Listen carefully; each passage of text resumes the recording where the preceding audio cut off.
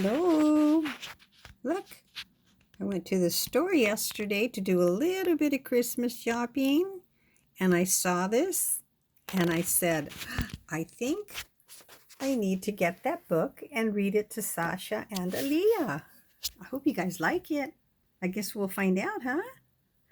Did you guys have a good day today? Did you do something fun? What was the best part of your day today, do you think? I went outside and it was nice and sunny. It was nice to be outside. And then I went and I spent a little bit of time with my mom. And I saw Jason and I saw my stepdad. And it was just a nice, calm, relaxing day. Look. Can you see my sewing machine and my sewing stuff? I haven't put my sewing stuff away yet. You see, I made some pouches for my cousin because she needed a couple of pouches, and so I did that. And I have to sew some of my pants because they're too long, so I have to sew the hem. So I still haven't put my sewing stuff away. But anyway, you guys ready for a story? All right, I'm going to turn the phone around, okay? And oh, you know what? I think I tried to show you this last time, but I didn't do a very good job, did I? This is my little piggy. And I put my phone and I lean it up on here so that I could turn the pages on the book and read you guys a story. So I'm going to turn that around right now. And I'm going to lean it up over here. Okay, here we go. I just have to be careful that I do this right so that it doesn't fall. Let's see. All right, here we go. How the Grinch Stole Christmas by Dr. Seuss. I think I'm going to move this a little bit. Okay. How the Grinch Stole Christmas.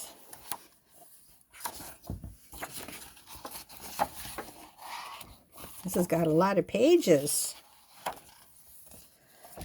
For Teddy Owens. This book is dedicated to Teddy Owens. I wonder who Teddy is. Okay, here we go. Every Who down in Whoville liked Christmas a lot.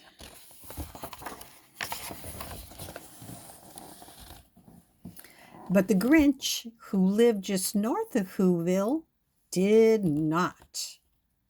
The Grinch hated Christmas the whole Christmas season.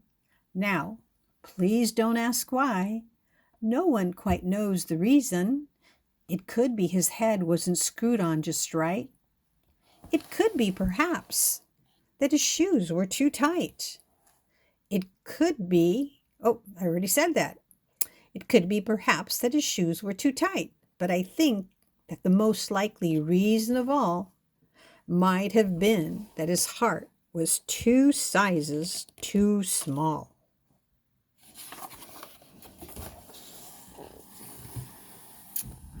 But whatever the reason, his heart or his shoes, he stood there on Christmas Eve, hating the Whos, staring down from his cave with a sour, Grinchy frown at the warm-lighted windows below in their town, for he knew every Who down in Whoville beneath was busy now hanging a mistletoe wreath.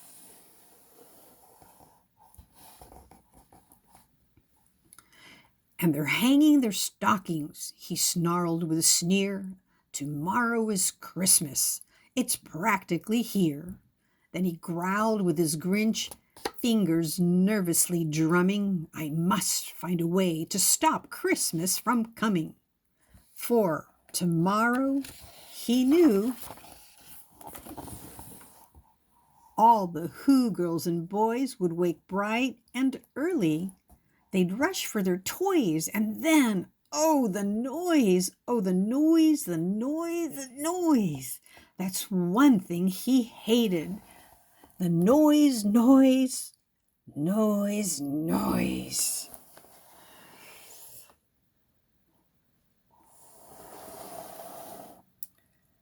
Lots of toys make lots of noise, huh? The Grinch did not like all of the noise from all of the toys. Then the Who's, young and old, would sit down to a feast, and they'd feast, and they'd feast, and they'd feast, feast, feast, feast. They would feast on Who pudding and rare Who roast beast, which was something Grinch couldn't stand in the least. Look at how funny. All the Who's in Whoville waiting for their feast. Merry, merry, merry, merry Christmas. And then they do something he liked least of all. Every Who down in Whoville, the tall and the small, would stand close together. With Christmas bells ringing, they'd stand hand in hand, and the Who's would start singing. And they'd sing, and they'd sing, and they'd sing, sing, sing, sing. And the more the Grinch thought of this Who Christmas sing, the more Grinch thought, I must stop this whole thing. Why, for 53 years, I've put up with it now. I must stop this Christmas from coming. But how?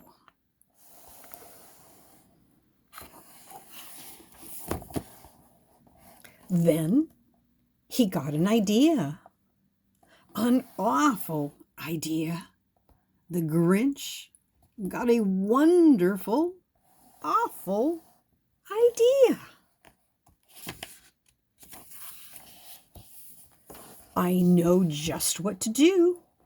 The Grinch laughed in his throat, and he made a quick Santa Claus hat and a coat, and he chuckled and clucked. What a great Grinchy trick!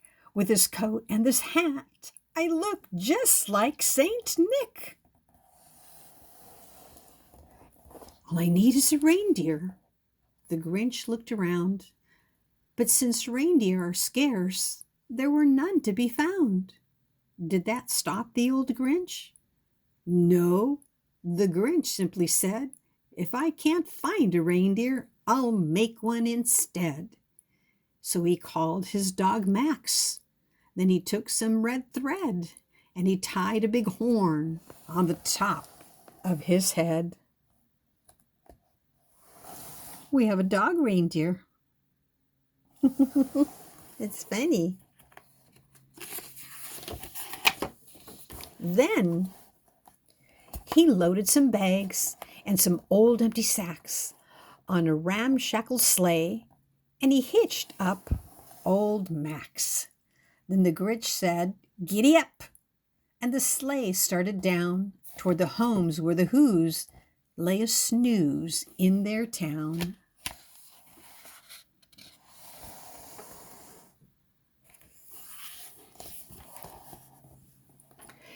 All their windows were dark. Quiet snow filled the air. All the Who's were all dreaming sweet dreams without care. When he came to the first little house on the square, "This is stop number 1, the old Grinch Claus hissed, and he climbed to the roof, empty bags in his fist.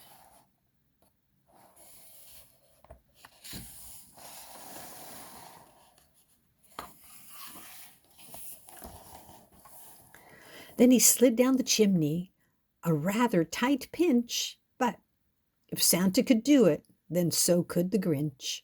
He got stuck only once, but for a moment or two. Then he stuck his head out of the fireplace flue. With the little Who stockings all hung in a row, "These stockings," he grinned, "are the first things to go." Look at that, he's taking the stockings. And the Who's are asleep in their bed, all comfy and cozy, getting some rest. Then he slithered and slunk, with a smile most unpleasant, around the whole room, and he took every present: popguns and bicycles, roller skates, drums, checkerboards, tricycles, popcorns, and plums, and he stuffed them in bags. Then the Grinch, very nimbly, stuffed all the bags, one by one, up the chimney. He took all of the toys. Oh my gosh.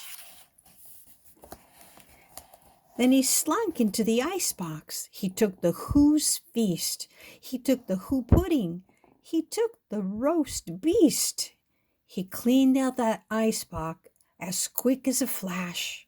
Why, that Grinch even took their last can of Who hash.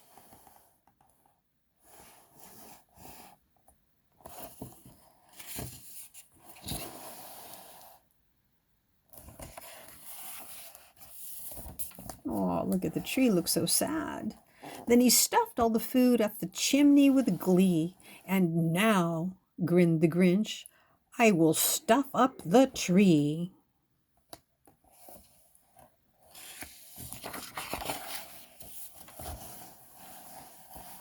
And the Grinch grabbed the tree and he started to shove when he heard a small sound like the coo of a dove.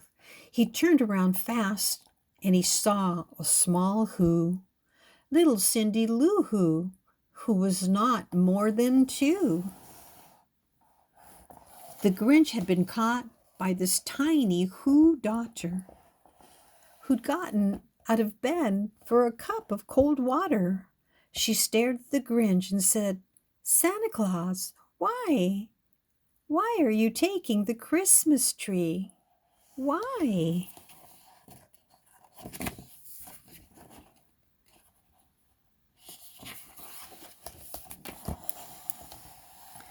But you know, that old Grinch was so smart and so slick. He thought up a lie, and he thought it up quick. Why, my sweet little tot, the fakey Santa Claus lied. There's a light on this tree that won't light on one side. So I'm taking it home to my workshop, my dear. I'll fix it up there. Then I'll bring it back here. And his fib fooled the child. Then he patted her head, and he got her a drink, and he sent her to bed. And when Cindy Lou Who went to bed with her cup, he went to the chimney and stuffed the tree up.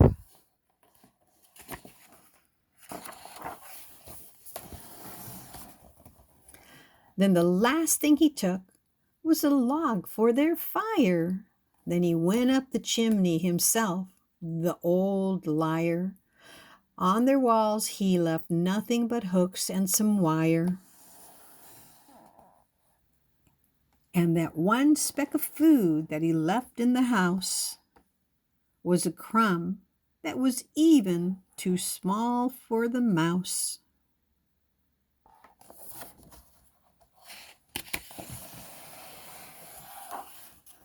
Then he did the same thing to the other Who's houses, leaving crumbs much too small for the other Who's mouses.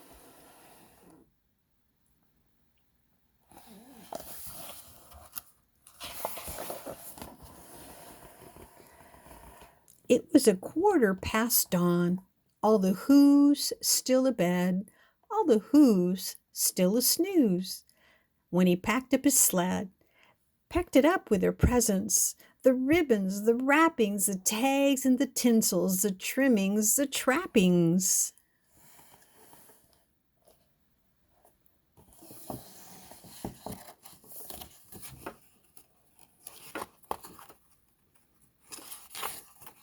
Oh, there we go. 3,000 feet up the side of Mount Crumpit, He rode with his load to the tip-top to dump it. Pooh-pooh the Who's, he was Grinchishly humming. They're just waking up. I know just what they'll do. Their mouth will hang open a minute or two. Then the Who's down in Whoville will all cry, boo-hoo. That's a noise, grinned the Grinch, that I simply must hear. So he paused, and the Grinch put his hand to his ear, and he did hear a sound rising over the snow. It started in low, then it started to grow.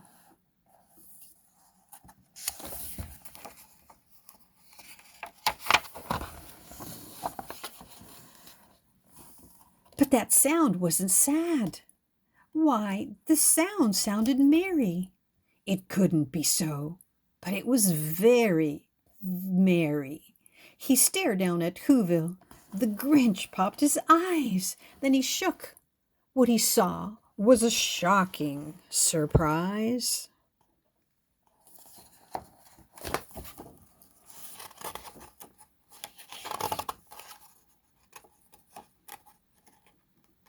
Oh, I can't get the page. There we go.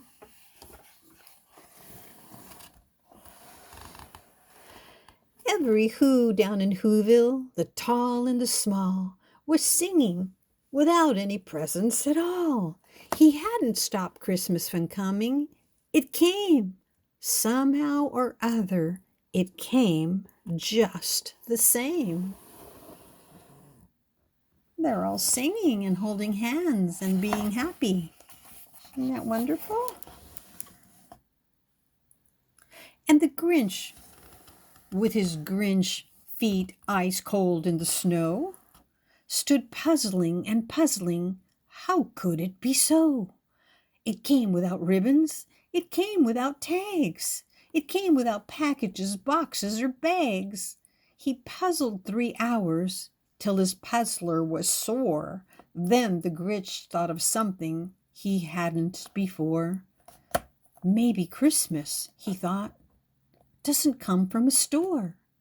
Maybe Christmas, perhaps, means a little bit more.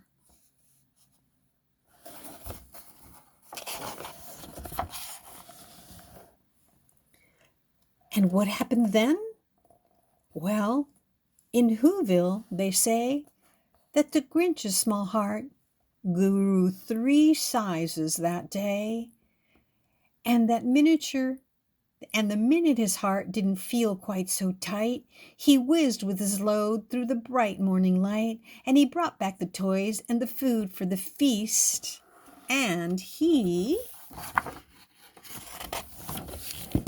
himself, the Grinch, carved the roast beast. Look at that. The end.